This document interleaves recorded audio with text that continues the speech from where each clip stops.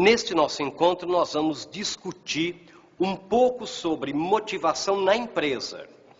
O que a gente precisa fazer para que as pessoas sejam motivadas, sintam-se motivadas? E a primeira coisa, é claro, é definir um pouco melhor motivação. O que eu queria deixar muito claro é que motivação não é autoajuda. Motivação não é nada que não seja racional, que não seja cartesiano, que não seja uma coisa muito clara, objetiva, ou seja, são os motivos. As razões de ordem lógica, motivos pelos quais eu vou por um caminho ou vou por outro, motivos pelos quais eu faço isso ou faço aquilo.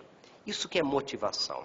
Se eu não descobrir, se eu não tiver dentro de mim os meus motivos, eu vou ser uma pessoa desmotivada. O prefixo des em português significa tirar descascar, tirar a casca, desmotivar, tirar os motivos. E se eu não tiver os meus motivos, alguém vai dar os motivos para mim. E eu vou viver motivado pelos outros e não por mim mesmo. Por isso que a gente fala que uma pessoa, para vencer, uma pessoa que realmente, para ter sucesso, ela tem que se automotivar. E que motivação é uma porta que só se abre por dentro. Por quê? Porque se eu não souber os meus motivos, eu vou viver à mercê dos motivos alheios. Então a primeira coisa que a gente tem que entender é o que é motivação. Para que a gente aplique os conceitos de motivação na empresa. Como é que eu faço com que as pessoas compreendam, entendam, assumam, respeitem os motivos pelos quais estão trabalhando naquela empresa, com aquela situação, com aquela realidade, com aquele mercado, com aquela concorrência? E é isso que nós vamos discutir. Então a primeira coisa é que motivação não é autoajuda. Motivação são os motivos, as razões de ordem lógica, cartesiana, racional. Motivos pelos quais eu opto por isto ou opto por aquilo. Motivos pelos quais eu vou por aqui ou vou por lá. Uma das coisas mais fundamentais para que uma pessoa seja motivada é que essa pessoa seja ouvida na empresa. Ela participe, ela sinta-se membro, participante dos processos da empresa, do futuro da empresa, das coisas que a empresa planeja e executa. Então, se a pessoa precisa, para sentir-se motivada, ser ouvida, o processo de comunicação, ouvir, respeitar, deixar as pessoas falarem, é fundamental para que tenha-se uma equipe motivada.